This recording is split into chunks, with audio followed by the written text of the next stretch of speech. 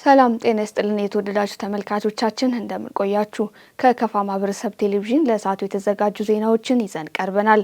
ዜናዎቹን ወደ እናንተ ያደረስኩ ጽዮን ታደለ ቆያለሁ። አብራችሁ እንድትቆዩ በአክብሮት እንጋብዛለን። በቅድሚያ አጫጭር ዜናዎችን እነሆ። የቦንጋ ዩኒቨርሲቲ ፕሬዝዳንት ዶክተር ደገላ ኤርጋኖ በግቢ ውስጥ እየተከናወኑ ያሉ የግንባታ ፕሮጀክቶችን ጎብኝተዋል። በዩኒቨርሲቲው ፕሮጀክት ጽህፈት ቤት የሚመራው ግንባታ በተለይም የመምህራን መኖሪያ ህንጻና የማስተማሪያ ሆቴል ግንባታዎች ያሉበት ደረጃ ተገምግሟል። በጉብኝቱ የፕሮጀክቱ ጽህፈት ቤት ኃላፊ አቶ ክንዴ ተሾመ እንደገለጹት ተቋርጠው የነበሩ የግንባታ ፕሮጀክቶች መቀጠላቸውንና በተለይም የመምህራን መኖሪያ ቤት በቅርቡ ተጠናቆ ወደ አገልግሎት እንደሚገቡ መጥቀሳቸውን ከዩኒቨርሲቲው የተገኘው መረጃ ያመላክታል። የግንባታ ፕሮጀክቶቹ አሁን ላይ ጥሩ ደረጃ ላይ እንደሚገኙ የጠቀሱ ሲሆን በተለይም የመምህራን መኖሪያ ቤትን ጨምሮ ሌሎች ግንባታዎችን በአጭር ጊዜ ውስጥ ተጠናቀው ወደ አገልግሎት እንደሚገቡ ተጠቁሟል። የቴፒ ከተማ የወንዶች እግር ኳስ ቡድን አንደኛ ሊግን ተቀላቀለ። በድሬዳዋ ከተማ አስተናጋጅነት እየተካሄደ የሚገኘው የኢትዮጵያ ክለቦች ሻምፒዮና መቱ ከተማ ጋር የተጫወተው ቴፒ ከተማ 2-0 በሆነ ውጤት አሸንፎ አንደኛ ሊግን ተቀላቅሏል ሲል የሸካ ዞን ኮሚኒኬሽን ዘግቧል። እየተካሄደ ያለው ሀገራዊ ምክክር ሂደት በኢትዮጵያ ታሪክ ዜጎች ስለራሳቸውና ስለወደፊት ስርዓት በነጻነት ለመምከር እድል ያገኙበት ነው ሲል አትሌት በላይነህ ዴንሳሞ ተናግሯል። በሀገራዊ ምክክር ሂደት ላይ እየተሳተፈ የሚገኘው አትሌት በላይነህ ዴንሳሞ ምክክር በኢትዮጵያ ዘላቂ ሰላምና አንድነትን ማረጋገጥ የሚያስችል የወቅቱ ሀገራዊ ጥሪ ነው። የታጠቁ አካላትም ወደ ውይይት እንዲመጡ ጠይቀዋል። በሰሜን አሜሪካ የሚኖሩ ዲያስፖራዎችን አትሌቶችንና ልዩ ልዩ ባለሙያዎችን በመወከል በምክክር መድረክ ላይ የተሳተፈ የሚገኘው አትሌት በላይነህ እየተካሄደ ያለው የምክክር ሂደት በኢትዮጵያ ታሪክ ዜጎች ስለራሳቸውና ስለወደፊት ስርዓት በነጻነት ለመምከር እድል ያገኙበት ነው። ሂደቱ ሊያመልጠን የማይገባ አጋጣሚ መሆኑን ገልጿል። የኢትዮጵያውያን የቋንቋ የባህል ልዩነት ውበታችን እንጂ ለመጋፋፋትና ለግጭት ምክንያት ሊሆን አይገባም ያለው በላይነህ ዴንሳሞ ሀገራዊ አንድነትን በውይይት ማረጋገጥ እንደሚገባና ይህንን የታሪክ ኃላፊነት በጋራ መወጣት እንደሚያስፈልግም አሳስቧል ሲል ጋዜጣ ፕላስ ዘግቧል። አትሌት በላይነህ በትግራይ፣ በአማራ እንዲሁም በኦሮሚያ ክልል ነፍጥ አንስተው የሚንቀሳቀሱ የታጠቁ አካላት ጥያቄዎቻቸውን በጦርነት ሳይሆን በዚህ ሀገራዊ ምክክር መድረክ በሀገር ሽማግሌዎች አማካኝነት ለውይይት እንዲወጡ ጠይቀዋል።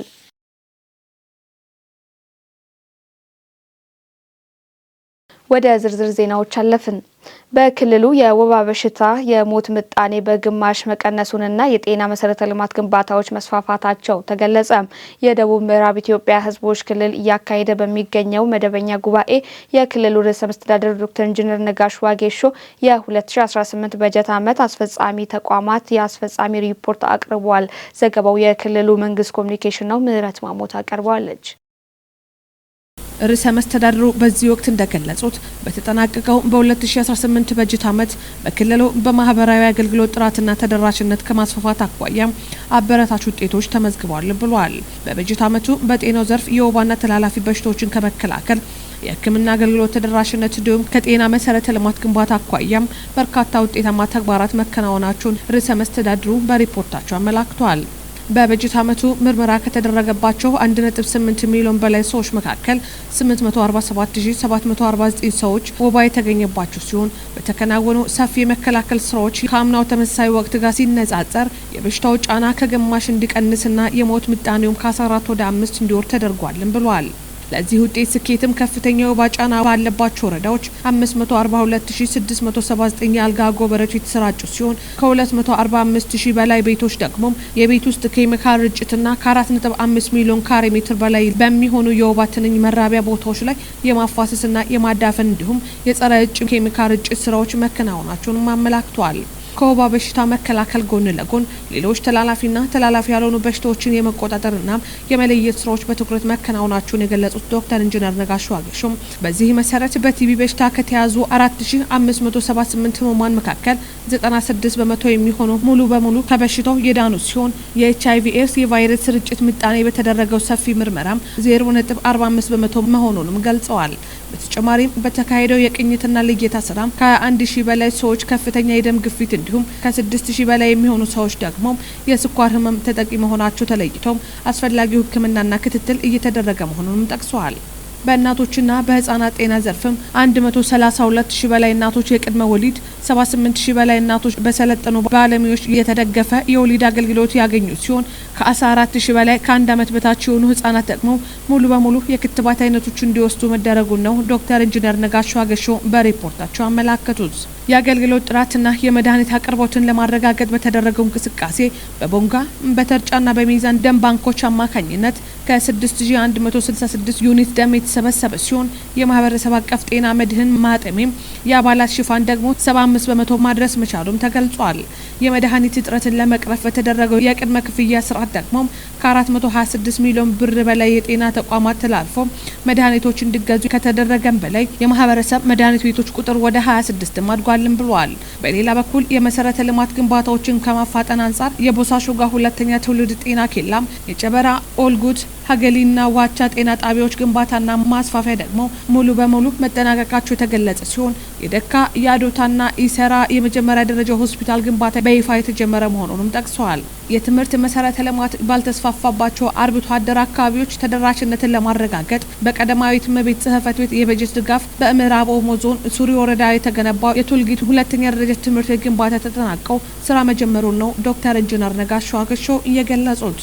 በሌላ በኩል ትምህርት ለትውልድ ንቅናቄ በአስደናቂ የማህበረሰብና የመንግስት አጋርነት ሰፊ ስራዎች መከናወናቸውን ነው ርዕሰ መስተዳድሩ የገለጹት። በዚህ መሰረት በክልሉ በሚገኙ 41 ወረዳዎችና 20 ከተማ አስተዳደሮች ደረጃቸውን የጠበቁ 45 ሞዴል ቅድመ አንደኛ ደረጃ ትምህርት ቤቶች ተገንብተው ሙሉ በሙሉ ለህፃናት መማር ማስተማር ስራ ክፍት መደረጋቸውም ተገልጿል።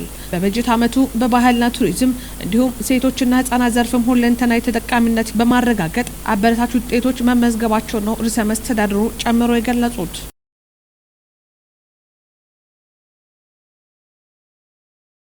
የክልሉን ሰላምና ጸጥታ ለማስጠበቅ የጸጥታ መዋቅሮችን በማጠናከር የስጋት ቀጠናዎችን መለየትና ህዝቡን በማስተባበር የተለያዩ ስራዎች ተከናውነዋል ሲል ዶክተር ኢንጂነር ነጋሽ ዋጌሾ ገለጹ። የደቡብ ምዕራብ ኢትዮጵያ ህዝቦች ክልል ምክር ቤት 6ኛ ዙር 5ኛ ዓመት የስራ ዘመን 10ኛ መደበኛ ጉባኤ በተርጫ ከተማ እየተካሄደ ይገኛል። ዘገባው የክልሉ መንግስት ኮሚኒኬሽን ነው፣ እንደሚከተለው ይቀርባል። የደቡብ ምዕራብ ኢትዮጵያ ህዝቦች ክልል ምክር ቤት 6ኛ ዙር 5ኛ ዓመት የስራ ዘመን 10ኛ መደበኛ ጉባኤ በተርጫ ከተማ እየተካሄደ ይገኛል። በጉባኤው ላይ የክልሉ ርዕሰ መስተዳድር ዶክተር ኢንጂነር ነጋሽ ዋጌሾ የ2018 በጀት ዓመት በፍትህ ሰላምና መልካም አስተዳደር ዘርፍ የተከናወኑ የስራ አፈጻጸሞችን በሪፖርት አቅርበዋል። ርዕሰ መስተዳድሩ በሪፖርታቸው እንዳስገነዘቡት የክልሉን ሰላምና ጸጥታ ለማስጠበቅ የጸጥታ መዋቅሮችን በማጠናከር የስጋት ቀጠናዎችን በመለየትና ህዝቡን በማስተባበር የተለያዩ ስራዎች ተከናውነዋል። በተለይም በአርብቶ አደርና ከፊል አርብቶ አደር አካባቢዎች የሚፈጠሩ የዘረፋ፣ የስርቆትና ሰላማዊ እንቅስቃሴን የሚያቆሙ ተግባራትን ለመከላከል የተቀናጀ ስራ ተከናውኗል። በወሳኝ ኩነቶች ምዝገባ ዘርፍም በልደት፣ በሞት፣ በጋብቻ፣ በፍቺና በጉድፈቻ 70161 ኩነቶች ምዝገባ ተከናውነዋል። በወንጀል ምርመራና ፍትህ አስተዳደር ዘርፍም በርካታ ስራዎች መከናወናቸውን ነው ርዕሰ መስተዳደሩ የገለጹት። በተጠናቀቀው በ2018 በጀት ዓመት 150 ሚሊዮን 250,348 ብር ከምዝበራ የማዳንና በኦዲት የማስመለስ ስራ መሰራቱን ነው ዶክተር ኢንጂነር ነጋሽ ዋጌሾ በሪፖርታቸው ያመላከቱት።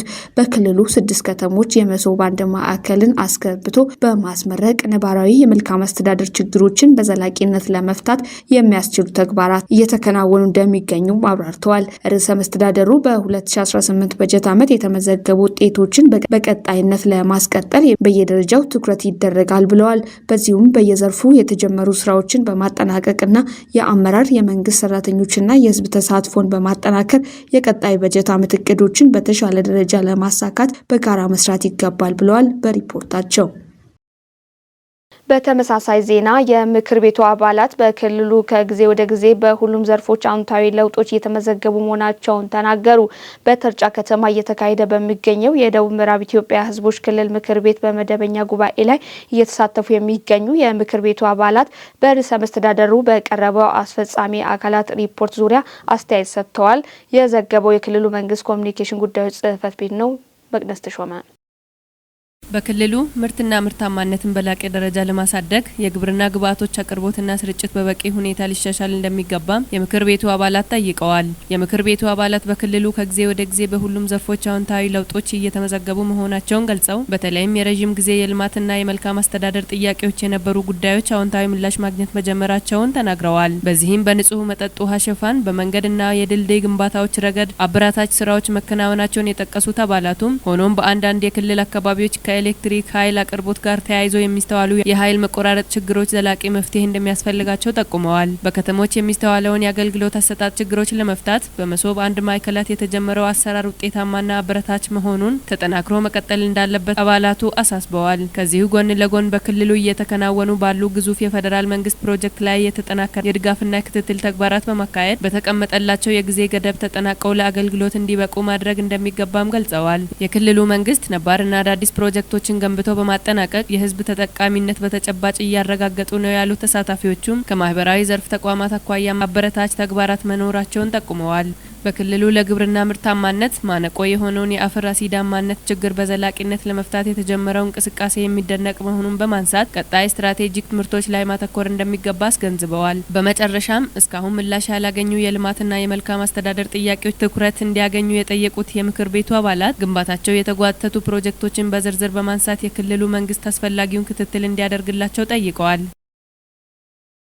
በተርጫ ከተማ እየተካሄደ በሚገኘው የደቡብ ምዕራብ ኢትዮጵያ ሕዝቦች ክልል ምክር ቤት መደበኛ ጉባኤ ላይ እየተሳተፉ የሚገኙት የምክር ቤቱ አባላት መካከል የከፋ ዞን ዋና አስተዳዳሪ አቶ እንዳሻው ከበደ ስለ ቦንጋ ከተማ ንጹህ መጠጥ ውሃ ያሉትን ተከታትለን እንመለስ። ክልሉ ከሚሰጣቸው የንጹህ መጠጥ ውሃዎች አንዱ የቦንጋ ከተማ ንጹህ መጠጥ ውሃ ነው። ይህንን ክልሉ ከመጣ በኋላ በጣም በርካታ ለውጦችን ማስፋፊያዎችን እየሰራ ነው የሚገኘውና ምናልባት በዚህ ሰነድ ውስጥ ያላየሁበት ሁኔታ ነው ያለው። ያው ከተማው ካለው የንጹህ መጠጥ ውሃ ችግር አንፃር በርግጥ አሁንም ገና ብዙ ነገር ነው። በክልል ብቻ የሚሆን አይደለም። ከፌደራል መንግስት ዘላቂ መፍትሄ ከማምጣት አንፃር ብዙ የሚጠበቅ ነው። ነገር ግን በፊት የተሞከረው ሙከራ ፌል ካረገ በኋላ አዲሱ ድጋፍ ያልተደረገበት ሁኔታ ነው ያለውና እሱንም ያው ትኩረት ተደርጎ ግፊት ሊደረግ የሚችልበት ሁኔታ በእኛም እንደ ክልል አቅም ቀጣይም የተወሰነ ነገር ማሰብ የሚቻልበት ሁኔታ እንዳይዘነጋ የሚለውን ለማሳሰብ ከቦንጋ መጠጥ ውሃ ጋር ተያይዞ በተደጋጋሚ የሚጠየቁ ጥያቄዎች አሉ። እኛም በተደጋጋሚ የደረስንበትን ለዚሁ ምክር ቤት መረጃና ምላሽ እየሰጠን መተናል። ዞሮ ዞሮ ዘላቂ መፍትሄ ያስፈልጋል የሚለውን እንደ ክልል መንግስት የተግባባንበት ነው።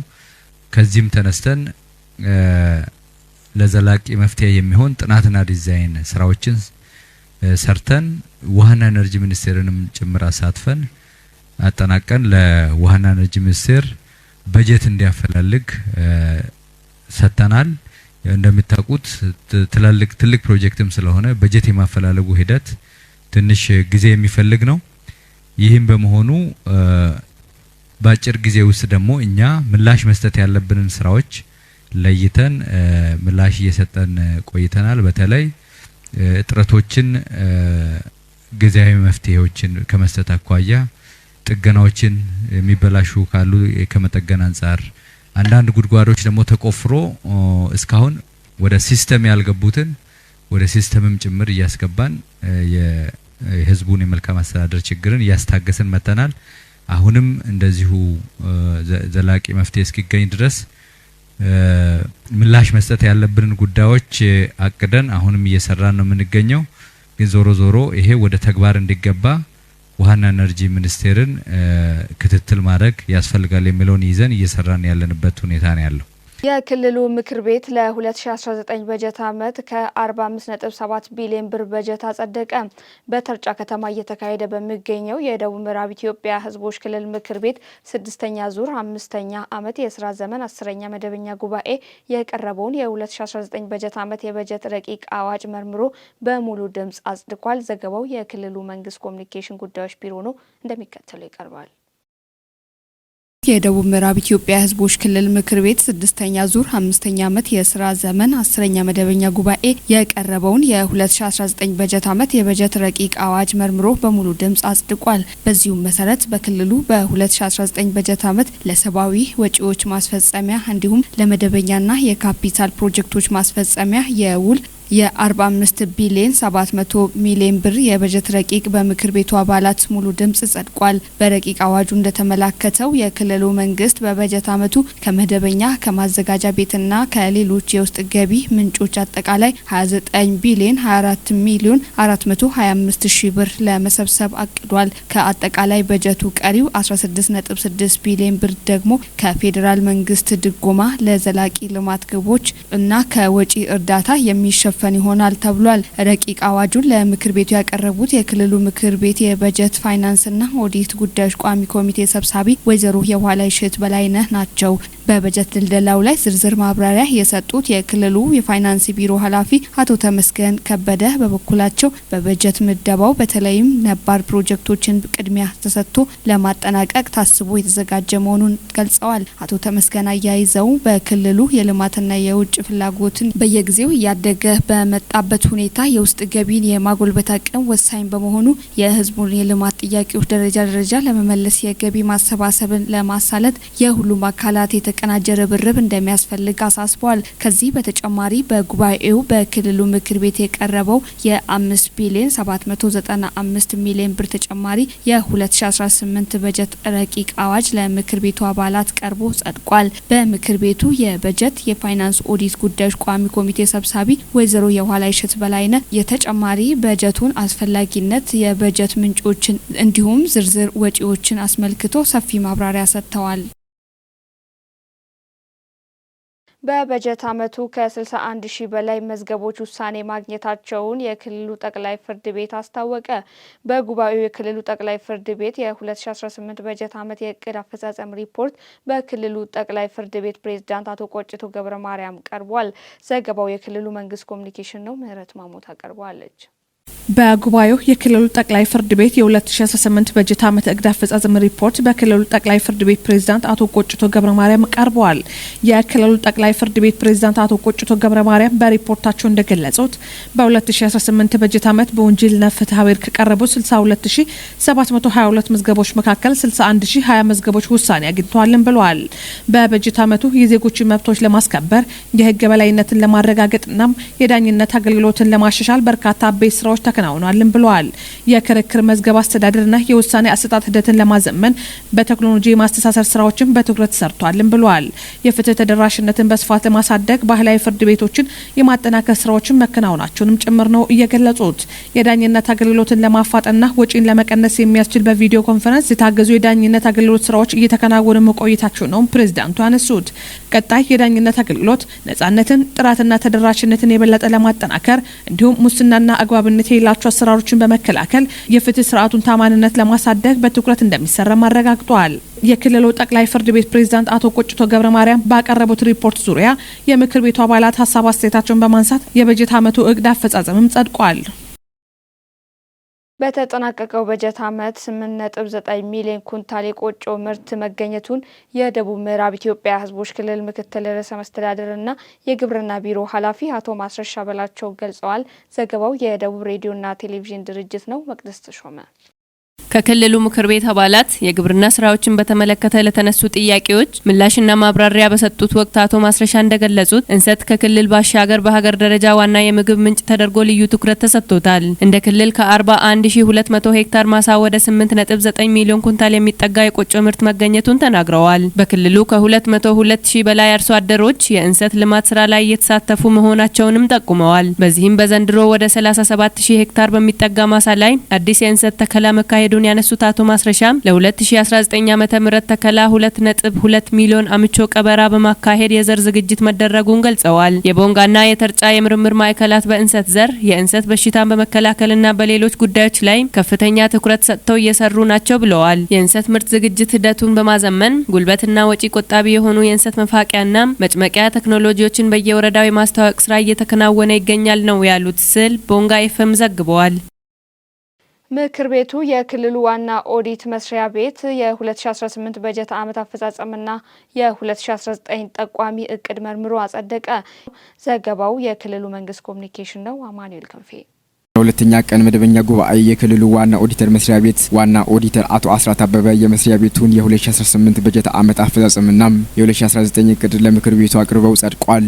የክልሉ ዋና ኦዲተር መስሪያ ቤት በተጠናቀቀው የ2018 በጀት ዓመት የኦዲት ጥራትና ተደራሽነትን በማሳደግ ረገድ መሻሻሎች መኖራቸውን ዋና ኦዲተሩም በሪፖርታቸው አመላክተዋል። መስሪያ ቤቱ በ2018 በጀት ዓመት 30 መስሪያ ቤቶች ሙሉ የፋይናንስና ህጋዊነት ኦዲት፣ የአራት መስሪያ ቤቶች የክዋኔና አካባቢ ኦዲት እንዲሁም 5 ልዩም 4 የገቢ 2 የንብረት 1 የተጠቃለለ ገቢና ወጪ ኦዲት ስራ ማከናወኑ በሪፖርቱ ተመላክቷል። መስሪያ ቤቱ በ45 ተቋማት የኦዲት ስራዎችን በማከናወን በበጀት ዓመቱም ከታወጀው በጀት 8.3 ቢሊዮን ብር የሂሳብ ሰነዶች ኦዲት ማድረግ መቻሉን ዋና ኦዲተሩ በሪፖርታቸው አመላክቷል። የኦዲት አገልግሎት ቅልጥፍናና ጥራትን ከማሳደግ አንጻር በስታንዳርዱ በተቀመጠው የኦዲት ሪፖርት ማጠናቀቅና ለኦዲት ተደራጊ መስሪያ ቤቶች ከማድረግ አንጻር 78 በመቶ የተከናወነ ሲሆን የተገልጋይ ባለድርሻ አካላት 84.4 በመቶ ማድረስ መቻሉን ተመላክቷል።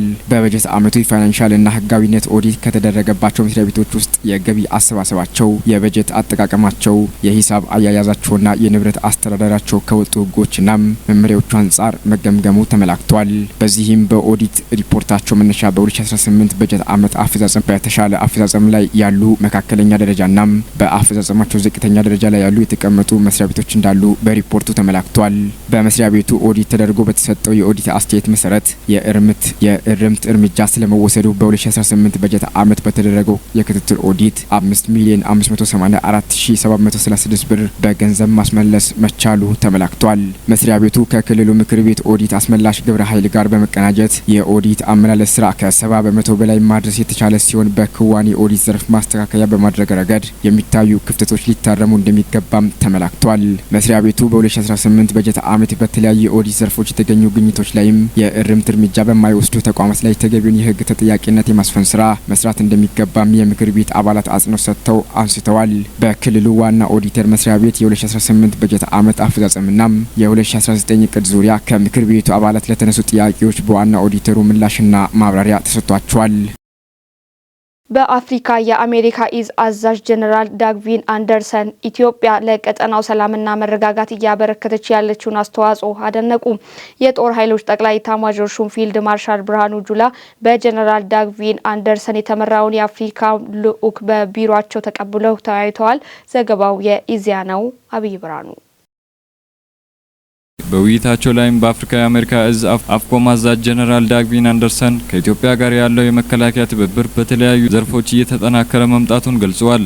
ይህም በሁለቱ ሀገራት መካከል ያለውን የረጅም ጊዜ የመከላከያ አጋርነትና የጋራ ቁርጠኝነትን የሚያንጸባርቅ መሆኑን አስታውቋል። የትብብር መስኮችን ማስፋት በሶማሊያ አልሸባብን እና አይኤስአይኤስን ጨምሮ በሽብርተኝነት ላይ የሚደረገውን ትግል ማጠናከር እንዲሁም ወደፊት ያሉ የትብብር እድሎችን መለየት ዋና የውይይቱ አጀንዳ እንደነበሩም ጀነራል ዳግቪን አንደርሰን ገልጿል። ለቀጠናው ሰላም መረጋጋት ኢትዮጵያ ያበረከተች ያለችውን አስተዋጽኦ ያደነቁት ጀነራል መኮንኑ ከኢትዮጵያ ጋር በጋራ የአፍሪካ ሎጂስቲክ እና የኮሙኒኬሽን ሲምፖዚየም ማዘጋጀት መቻላቸው በሁለቱ ሀገራት መካከል ያለውን የመከላከያ ትብብር የደረሰበትን ከፍተኛ ደረጃ የሚያሳይ መሆኑን ጠቁመዋል። የሁለቱ ወዳጅ ሀገራት ግንኙነት ከጋራ ወታደራዊ ተልዕኮ ባሻገር ዘላቂና ዘመናዊ የመከላከያ አቅምን በመገንባት ላይ ያተኮረ ሲሆን በአህጉሪቱ ያለው ደህንነት ተግዳሮቶችን በጋራ ለመፍታት ያለውን ቁርጠኝነት እንደሚያሳይ ጠቁመዋል። የጉብኝታቸው ዋና ዓላማ ከኢትዮጵያ ብሔራዊ መከላከያ ሰራዊት ጋር በመተባበር የአፍሪካ የሎጂስቲክና የኮሙኒኬሽን ሲምፖዚየምን ማካሄድ መሆኑን ገልጸዋል። ሲምፖዚየሙ ልምድ መለዋወጥ፣ አዳዲስ ቴክኖሎጂዎችን ለማስተዋወቅ፣ ከንግድ ዘርፉ ጋር ትብብርን ለማሳደግና የአፍሪካ መከላከያ ተቋማትን አቅም ለማጠናከር ጠቃሚ መድረክ መሆኑን አውስተዋል። በተጨማሪም ኢትዮጵያ የሀገሪቱን ሀገራት አንድ መድረክ በማሰባሰብ የጋራ ደህንነት ችግሮችን ለመፍታት ያላትን አመራር ሚና እያሳየች መሆኑን ገልጿል። የመከላከያ ውጭ ግንኙነትና ወታደራዊ ትብብር ዋና ዳይሬክተር ሜጀር ጀነራል ተሾመ ገመቹ በበኩላቸው ውይይቱ ፍሬያማና በኢትዮጵያና በአሜሪካ መካከል ያለውን የረጅም ጊዜ ወዳጅነትና የመከላከያ ትብብር የበለጠ የሚያጠናክር መሆኑን ተናግረዋል። በውይይቱ ላይ በኢትዮጵያ የአሜሪካ አምባሳደር ኤርቪን ማሲንጋን ጨምሮ ከፍተኛ ወታደራዊ መኮንኖችም ተሳትፈዋል። የተወደዳችሁ ተመልካቾቻችን ከከፋ ማህበረሰብ ቴሌቪዥን ለሰዓቱ የተዘጋጁ ዜናዎች እነኚህን ይመስሉ ነበር። ዜናዎቹን ወደ እናንተ ሳደርስ ጽዮን ታደለ ቆይታ አደረኩ። ቀሪ የጣቢያችን መሰናዶች ይቀጥላሉ። በያላችሁበት ሰናይ ጊዜን ተመኘው።